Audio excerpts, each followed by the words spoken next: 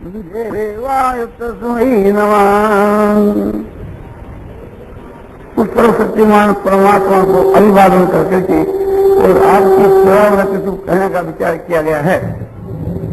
यदि मेरी यहाँ 4:30 बजे आने की टाइम थी और भाई जी व्याख्यान दे रहे थे। अब भाई जी 2 दिन में जाने वाले हैं परसों के लिए, तो मैंने सोचा कि एक प्रकार से उनको जितना मर्जी करूँ मुझे अच्छी बात है, इसलिए मैं जान करके ही 15 मिनट की देरी करी। भाई जी ने जो सूत्र से मुझको बताई 7 बातें, वो सभी बातें बहुत ही उत्तम और एक ही नंबर है, अवश्य उनको पालन करना चाहिए। और कम से कम जो आपने नियमित रूप से थी भगवान के नाम के जप की जो बात है वो सबसे तो बढ़ करके है। भगवान के नाम की जप की बात जो कहा गया कि 1 लाख जप करना चाहिए, नहीं तो 22,000 जरूर करना चाहिए। तो हरे राम राम राम हरे हरे, हरे कृष्ण कृष्ण कृष्ण हरे हरे, इसकी 14 माला फेरी जाए तो 22,000 नित्य हो सकते हैं और इसमें 2 घंटा अंदाज लग सकती है। दूसरी बात ये जो सबसे बढ़िया बताई कि सब में एक प्रकार से भगवत भाव करना चाहिए, यह बात भी बहुत उच्च कोटि की है। और इस एक के धारण करने से, अभ्यास करने से मनुष्य का कल्याण हो सकता है। फिर 7 बातों के धारण से हो जाए, इसमें कहना क्या है। ये 7 जो बात है ये कायम रहने के लिए, इसमें जोश के लिए 2 बात है। एक तो समझो कि सत्पुरुषों को संग, और सत्पुरुषों को संग नहीं रहे तो उसके बदले के मां ये सत्य शास्त्रों को अभ्यास, गीता भागवत रामायण महाभारत और जितने जो हमारे ऋषि मुनियों के रचे हुए जो शास्त्र है, भक्ति ज्ञान वैराग सदाचार जिसमें भरा हुआ है, ऐसे पुस्तकों का अर्थ और भाव समझ करके अध्ययन करना और उनके अनुसार अपना जीवन बनाना, तो ये जो बात है बहुत ही उत्तम है। और 1 नंबर तो सत्पुरुषों का संग सबसे बढ़ करके है कि जिसके प्रभाव से कि ये 7 बातें धारण हो सके और काम में आ सके। बिना सत्संग के आधार के बिना ये सब बातें सीखी है, कुछ भी नहीं है। इस वास्ते सत्संग रूपी जल सिंचे जाने तो वृक्ष हरे भरे रहे, तो साधन रूपी वृक्ष है, समझो कि उसके वास्ते सत्संग है, अपने जल को सींचना है। सत्पुरुषों के महिमा की बात एक प्रकार से गीता के बीच के वहां भी साधारण रूप से आती है और रामायण के वहां विशेष रूप से आती है। तुलसीदास जी महाराज कहते हैं रामायण के बीच के वहां सतसंग हरि कथा ते बिनु मोहन भाग,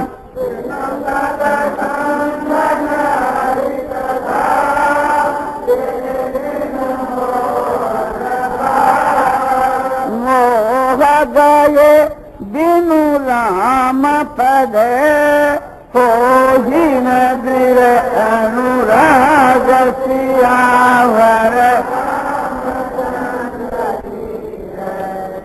बिना सत्संग के बिना हरि की कथा नहीं मिलती।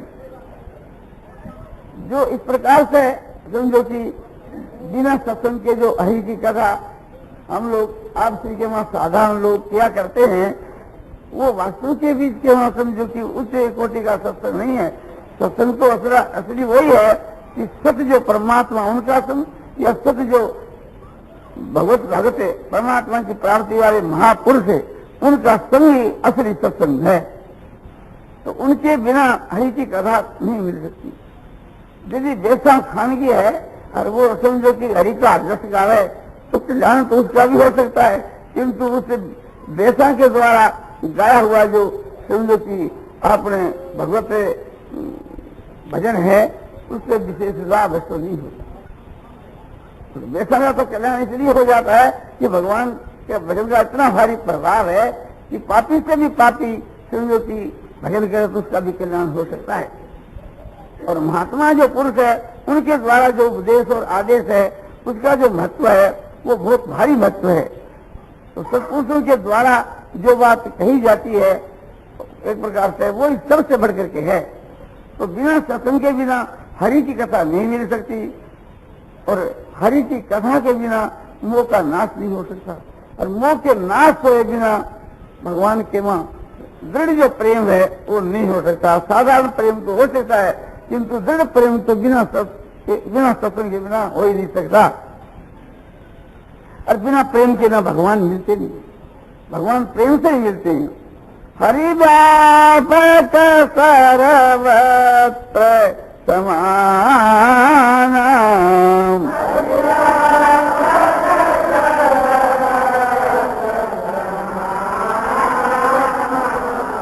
प्रेम से प्रगट होई मैं जाना।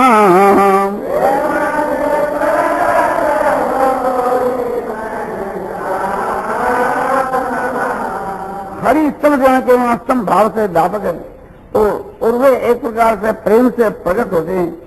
शिव जी कहते हैं कि इस बात के रहस्य को मैं जानता हूं, क्यों शिव जी नहीं जाने तो कौन जाने।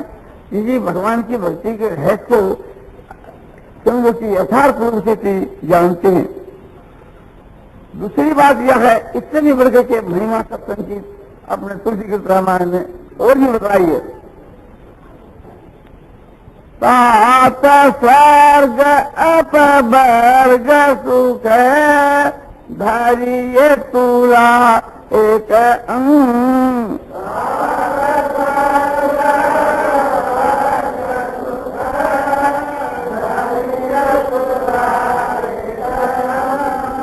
तुले न ताही सकल मिली जो सुकल सत्संग।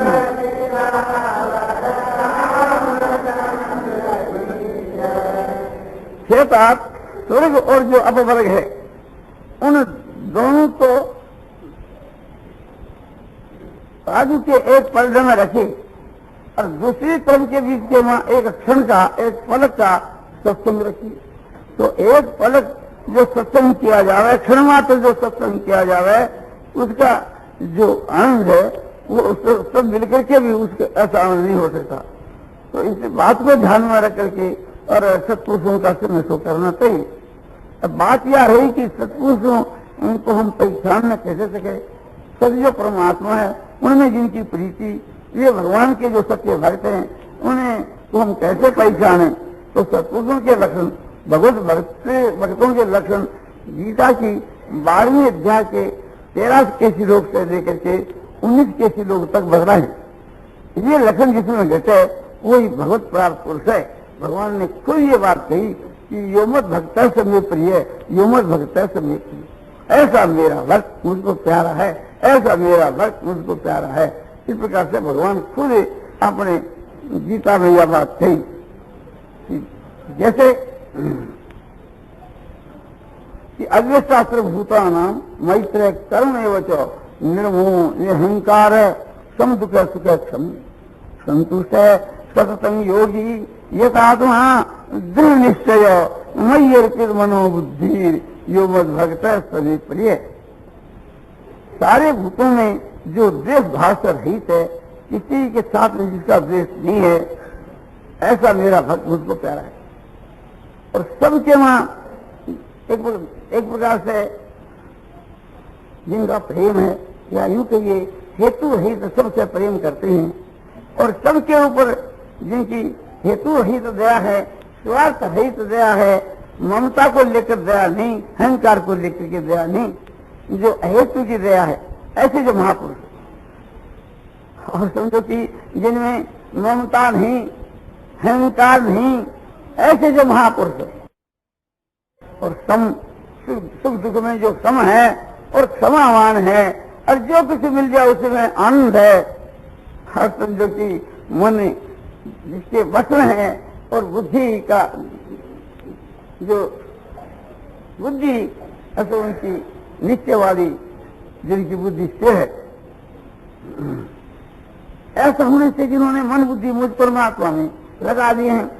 बुद्धि का लगाना परमात्मा में क्या कि बुद्धि से परमात्मा के स्वरूप का एकदम प्रत्यक्ष कर देना, निश्चय कर देना, और उसी के अनुसार बुद्धि के अनुसार मन को परमात्मा में समावेश कर देना। ऐसे जो मेरे भक्त मुझको प्यारे हैं, तो ऐसे लक्षणों को पता क्या लगे, ये लक्षण किसी में हो तो हम कैसे पहचाने, तो उसकी पहचान क्या। जैसे राज के सिपाही को देखने से, राज के सिपाही को देख लेने पर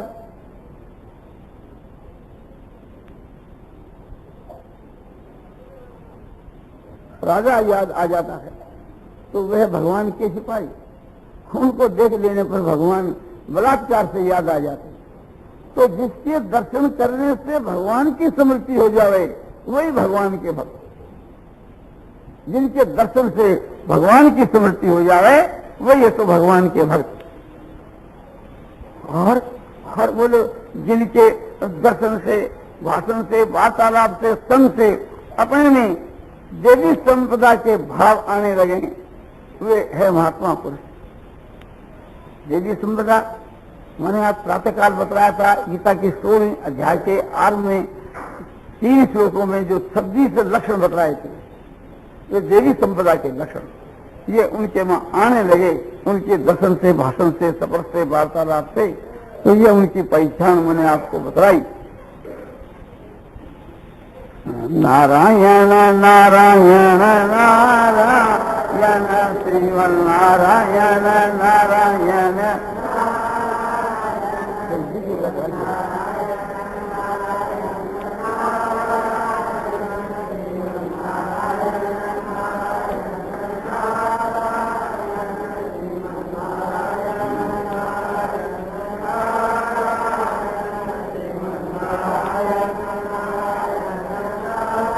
श्यावर रामचंद्र की जय, मान मुक्त वंशी वाले की जय।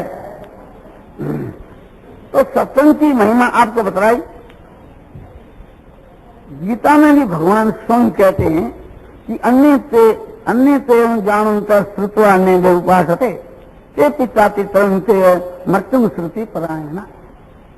गीता की 13वें अध्याय के और 25 के श्लोक में ये बात भगवान ने कही है। इसका अभिप्राय यह है, अन्य तू एवं अजानन्त, एवं केवल पूर्व के श्लोक में बताया कि कितने आदमी तो ध्यान योग के द्वारा उस परमात्मा का अपने हृदय में साक्षात दर्शन करते हैं, और कितने ज्ञान योग के द्वारा उस परमात्मा का साक्षात्कार करते हैं, और कितने निष्काम कर्म के द्वारा यानी कर्म योग के द्वारा उस परमात्मा का साक्षात्कार करते हैं। किंतु जो कोई ऐसा है कि न तो भक्ति योग जानता, न ध्यान योग जानता, न ज्ञान योग जानता, न कर्म योग जानता, कुछ भी नहीं जानता है, तो उसके लिए ये बात बताई। ऐसा जो बिल्कुल नहीं जानने वाला जो पुरुष है, समझो कि जिसमें न बुद्धि है, न विवेक है, न ज्ञान है, न लिखा पढ़ा है, एक प्रकार से ऐसा पुरुष है, आ जाता है कि जानने वाले जो महात्मा पुरुष है, उस कोटि के जो ज्ञानी भक्त हैं, उनके पास में जाकर के हर उनकी बात को सुन करके और उसी के अनुसार साधन करता है। ऐसा जो सुनने के प्राण जो पुरुष हैं, वे भी इस मृत्यु रूप संसार सागर को तर जाते हैं, वो भी इसको तर जाते हैं। तो ये समझ आती है कि भक्ति का इतना भारी प्रभाव है कि महापुरुषों के संग से भी मनुष्य से उतर जाता है। तो विचार करना चाहिए कि महापुरुषों का संग हम लोग तो रोज ही करते हैं, क्योंकि यहाँ तो महापुरुष आते ही रहते हैं। और अच्छे अच्छे समझो कि साधु महात्मा गृहस्थी, समझो कि अच्छे अच्छे विद्वान ज्ञानी भगत यहाँ आते हैं और उसकी चर्चा करते रहते हैं, और हम लोग भी सुनते रहते हैं। किंतु हम लोगों को अभी ऐसा संतोष नहीं कि हम मुक्त हो गए, क्योंकि मुक्त होने के जो लक्षण बताए जाते हैं वे हम लोगों के मन नहीं करते। इससे थी एक प्रकार से थी ये बात हमारे समझ में नहीं आती। तो इसका ये उत्तर है कि जिनका हम लोग स्वयं करते हैं, या तो उनके में कमी है, और या जो है हम एक प्रकार से उसके लायक नहीं। दो में एक समझो कि लायक न होने से और काम सिद्ध तो नहीं होता। जैसे लोहा है और समझो कि पारस है, तो ये बतलाया जाता है, हमने पारस को देखा नहीं और पुस्तकों में उनकी चर्चा पढ़ी कि लोह के पारस छूने के साथ ही सोना बन जाता है। तो उसे पारस से भी बढ़कर के महात्मा है, उसमें क्या विशेषता है?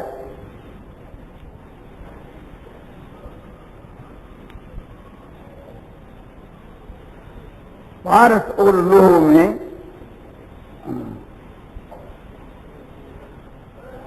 पारस और संत में बहुत अंतरा जान, वो लोहा कंचन करे और वो करे आप समान।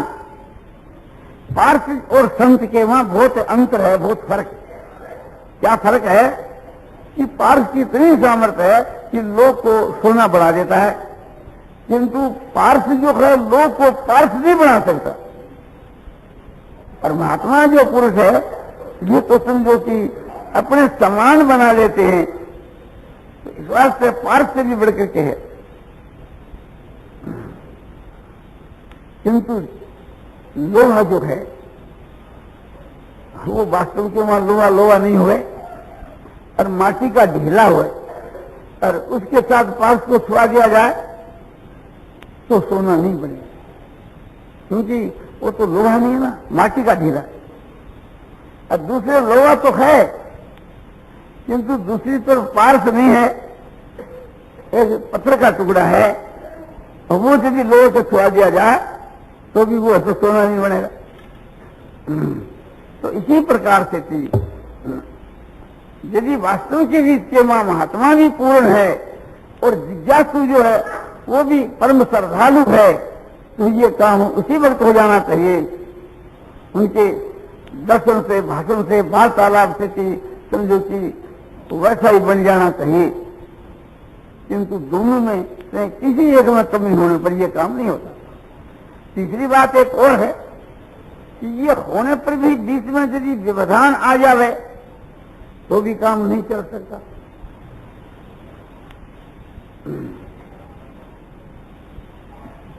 महात्मा भी ठीक है और समझो कि महात्मा में जो श्रद्धा है वह श्रद्धालु भी है तो ठीक है। ये होते हुए भी बीच में व्यवधान आने के कारण से थी वो अपने महात्मा महात्मा ही रहता है और वो जिज्ञासु है तो जिज्ञासु ही रहता है। कैसे कि जैसे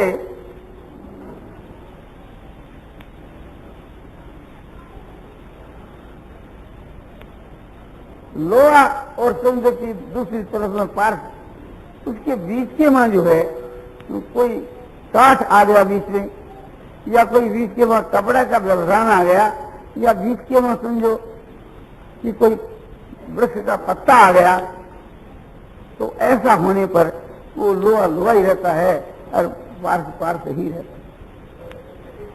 इसी प्रकार से कि समझो कि जिज्ञासु जो है वो ठीक है, श्रद्धालु है, और महात्मा जो है भी वास्तव के बीच के वहां पूरे महात्मा है, किंतु ऐसा होने के ऊपर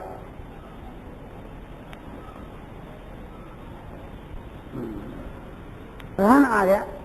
व्यवधान क्या? ये व्यवधान कई प्रकार के होते हैं। जैसे ये हमारे नेत्र हैं और हमारे सामने पहाड़ है, हमारे नेत्र दिव्य भी हो जाए तो एक प्रकार से वहां बीच में व्यवधान आ जा तो भी व्यवधान को लांघ करके वो नेत्र अपना काम करता है। इस पहाड़ के उस पहाड़ में कोई चीज है और बीच में पहाड़ की आड़ है तो हम लोगों को वो चीज नहीं दिखती, बीच में व्यवधान आ गया पहाड़ का। किंतु जिनके नेत्र दिव्य हैं, जैसे संजय के नेत्र दिव्य थे, अर्जुन के नेत्र दिव्य थे, उनको तो उस पहाड़ के परे की चीज भी ऐसा दिखा करते, व्यवधान दूर हो जाता है। दूसरा व्यवधान यह है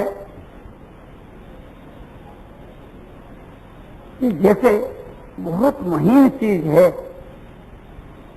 और वो छोटी है, बहुत दूर देश के वहां है, कोई बीच में और व्यवधान तो नहीं, दूर देश का व्यवधान है, तो भी वो चीज आपने तो नहीं दिखती सब मनुष्यों को, किंतु जिनके दिव्य नेत्र है उनको वो भी दिखती है। एक वो चीज है कि है बहुत ही नजदीक किंतु सूक्ष्म है, परमाणु के समान, तो अत्यंत निकट होने पर भी वो चीज है तो नहीं दिखती।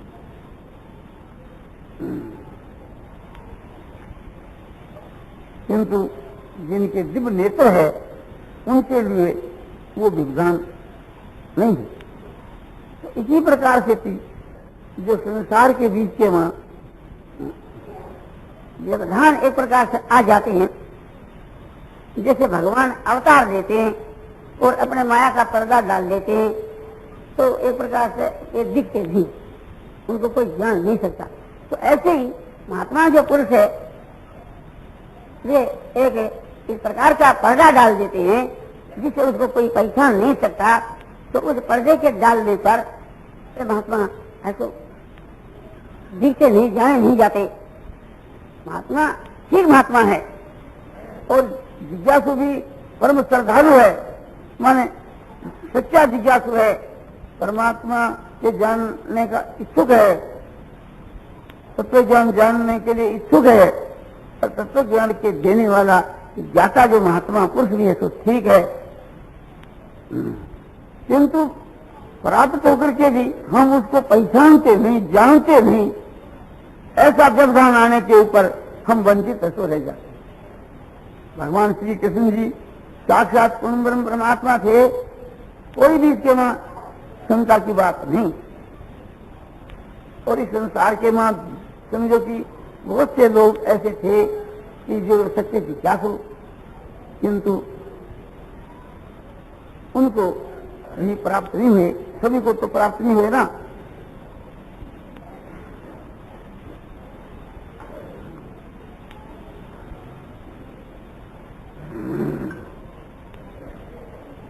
तो न जानना रूप जो अज्ञान है, इस अज्ञान का पर्दा आ जाए तो एक प्रकार से थी उनसे मुलाकात होकर के भी और हम वो लाभ तो नहीं उठा सकते। उसको दीजिए महापुरुष प्राप्त हो गए, किंतु हम लोगों ने उसको जाना नहीं। हम लोगों की श्रद्धा तो है, हम पात्र भी हैं, किंतु उसको पहचान नहीं सके तो वंचित मनुष्य रह जाता है।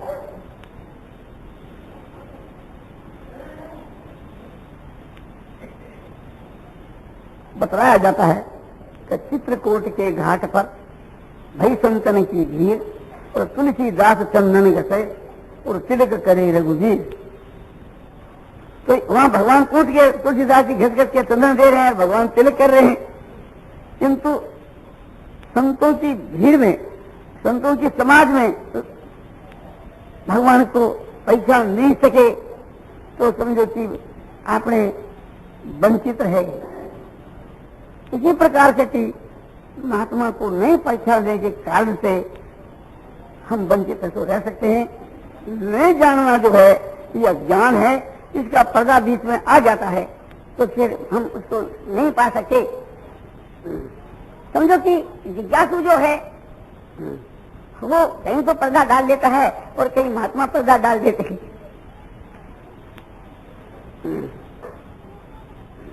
और दोनों ठीक हो गए तो एक प्रकार से वो कार्य सिद्ध हो जाता है, माने वो दूसरा भी महात्मा बन जाता है।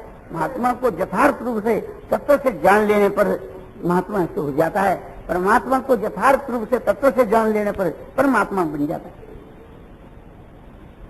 फिर सत्य की महिमा आपको बताई जाती है। एक घड़ी आधी घड़ी आधी में बुनियाद,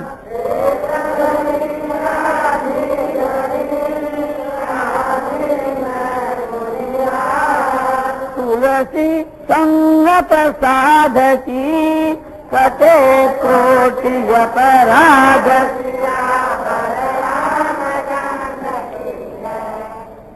एक घड़ी या आधी घड़ी या आधी में भी आधी घड़ी, एक घड़ी 24 मिनट की होती है, आधी घड़ी 12 मिनट की, और आधी में भी आधी घड़ी 6 मिनट की। तो इतना भी सत्संग हो जावे तो उनके करोड़ों अपराध तो नष्ट हो जाते हैं, कट जाते हैं। पाप जो है उससे भी जबरदस्त तो अपराध है, माने बड़ा भारी जो पाप है वो अपराध है, तो वे भी सब तो कर जाते हैं, चाहे करोड़ों की संख्या के वहां क्यों न हो। हमारे शास्त्रों के बीच के वहां, उपनिषदों के बीच के वहां भी ऐसी बातें आती हैं और ऐसे उदाहरण हम लोगों को मिलते हैं।